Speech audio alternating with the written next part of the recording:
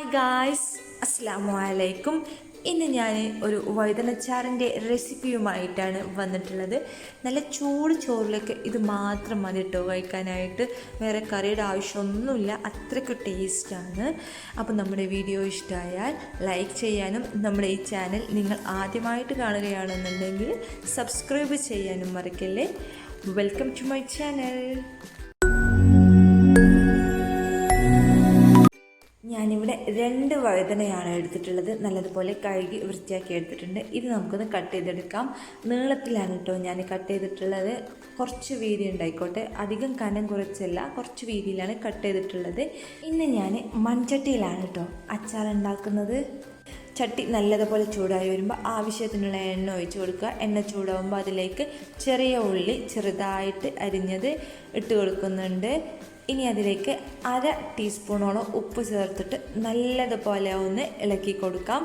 ഇനി അത് നമുക്കൊന്ന് കുറച്ച് നേരം മൂടി വെച്ച് വേവിക്കാം. അപ്പോൾ ചീരുള്ളിയൊക്കെ നല്ലതുപോലെ ഒന്ന് കുക്കായി വരുള്ളൂ. അങ്ങനത്തെ നമ്മുടെ ചെറിയ ഉള്ളി നല്ലതുപോലെ കുക്കായി വന്നിട്ടുണ്ട്. ഇനി ഞാനിതിലേക്ക് കുറച്ച് കറിവേപ്പിലയും വറ്റൽമുളകുമാണ് ഇട്ട് കൊടുക്കുന്നത്. എന്നിട്ട് നല്ലതുപോലെ നമുക്ക് അതൊന്ന് മിക്സ് ചെയ്തെടുക്കാം. അതിനുശേഷം ഞാനതിലേക്ക് 1 തക്കാളി ചെറുതായിട്ട് അരിഞ്ഞത് ചേർത്ത് കൊടുക്കുകയാണ്. അതും നല്ലതുപോലെ ഒന്ന് ഇളക്കി കൊടുക്കാം. തക്കാളി നല്ലതുപോലെ ഒന്ന് വഴണ്ടി വരാനായിട്ട് ഒന്ന് മൂടി വെച്ച് വേവിക്കാം കേട്ടോ. അങ്ങനെ നമ്മുടെ തക്കാളിയും ഉള്ളിയൊക്കെ നല്ലതുപോലെ കുക്കായി വന്നിട്ടുണ്ട്. ചട്ടിയിലായതുകൊണ്ട് ഞാൻ ലോ ഫ്ലെയിമിലാണ് കുക്ക് ചെയ്തെടുക്കുന്നത്.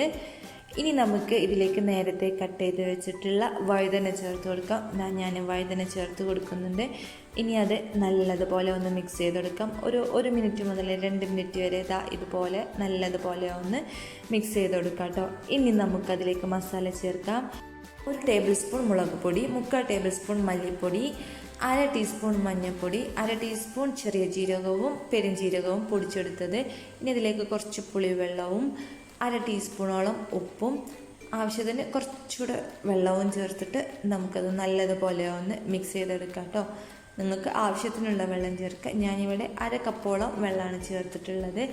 ഇനി നമുക്കിതൊന്ന് മൂടി വെച്ച് വേവിക്കാം കേട്ടോ. ഒരു 5 മിനിറ്റോളം ഞാനിത് മൂടി വെച്ച് വേവിച്ചിട്ടുണ്ട്. ഇപ്പോൾ ഇതിൽ കുറച്ച് വെള്ളമുണ്ട്. വെള്ളമൊക്കെ ഒന്ന് വറ്റി എണ്ണ നല്ലതുപോലെ ഒന്ന് തെളിഞ്ഞ് വരണം. അതിനായിട്ട് ഞാനിത് മൂടി തുറന്നിട്ട് ഒന്ന് വേവിച്ചെടുക്കുകയാണ്. അങ്ങനെ നമ്മുടെ വെള്ളമൊക്കെ ഒന്ന് വറ്റിയിട്ട് എണ്ണ മുകളിൽ നല്ലതുപോലെ തെളിഞ്ഞ് വന്നിട്ടുണ്ട്. ഞാൻ ഇതിലേക്ക് ഇഞ്ചിയും വെളുത്തുള്ളിയോടെ ഇട്ടിട്ടുണ്ട്. വീഡിയോയിൽ മിസ്സായി പോയതാണ്. ഇഞ്ചിയും വെളുത്തുള്ളിയും പേസ്റ്റ് അല്ല കേട്ടോ ഇട്ടിട്ടുള്ളത്. അങ്ങനെ നമ്മുടെ വഴുതനച്ചാർ ഇവിടെ റെഡി ആയിട്ടുണ്ട്. സൂപ്പർ ടേസ്റ്റാണ് കേട്ടോ. അപ്പോൾ നിങ്ങളൊക്കെ ഉണ്ടാക്കി നോക്കുക. ഉണ്ടാക്കിയിട്ട് എങ്ങനെയുണ്ടെന്ന് ഫീഡ്ബാക്ക് കമൻ്റ് ആയിട്ട് അറിയിക്കാം. അപ്പോൾ നമ്മുടെ വീഡിയോ ഇത്രയേ ഉള്ളൂ. ഇഷ്ടമായെന്ന് വിചാരിക്കുന്നു. ഇഷ്ടമായാൽ ലൈക്ക് ചെയ്യാനും നമ്മുടെ ഈ ചാനൽ സബ്സ്ക്രൈബ് ചെയ്യാനും മറക്കില്ലേ. മറ്റൊരു കിടിലൻ റെസിപ്പിയുമായിട്ട് വീണ്ടും കാണാം. ബൈ.